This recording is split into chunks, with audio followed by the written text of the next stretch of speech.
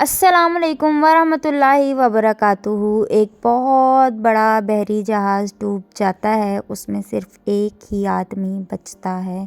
وہ کنارے پر تیر کر پہنچ جاتا ہے۔ کافی دن بیچارہ ساحل پر بھوکا پیاسا پڑا رہتا ہے۔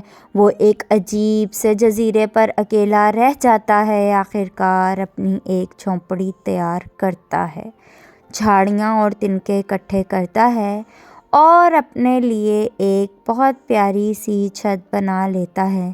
کافی دن اسی طرح اس جزیرے پر صبر و شکر سے گزارا کرتا ہے اور روز تھوڑے بہت پھل کھا کر گزارا چلا رہا ہوتا ہے کہ ایک دن جب وہ جنگل سے پھل لا رہا ہوتا ہے تو دیکھتا ہے کہ اس کی جھونپڑی کو آگ لگی ہوئی ہوتی ہے۔ وہ بہت دل برداشتہ ہوتا ہے اور سوچتا ہے کہ اے خدا، میرے ساتھ ایسا کیوں کر رہا ہے۔ وہ بہت روتا ہے اور روتے روتے سو جاتا ہے۔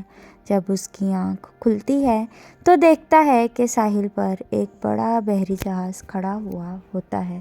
وہ بہت خوش ہوتا ہے، اس کی طرف بھاگتا ہے۔ بحری جہاز میں سوار ہو کر وہ ان سے پوچھتا ہے کہ انہوں نے ادھر کا رخ کیسے کر لیا؟ تو وہ اس کو بتاتے ہیں کہ انہوں نے جزیرے سے دھواں اٹھتے ہوئے دیکھا تھا اور وہ سمجھ گئے کہ کسی کو مدد کی ضرورت ہے۔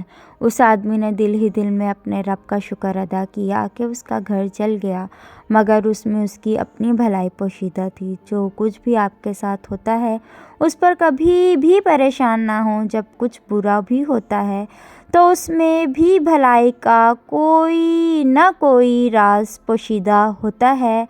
فرینڈز، اگر آپ کو اسٹوری اچھی لگے تو چینل کو سبسکرائب کریں۔ ملتے ہیں نیکسٹ ویڈیو میں۔ اللہ حافظ۔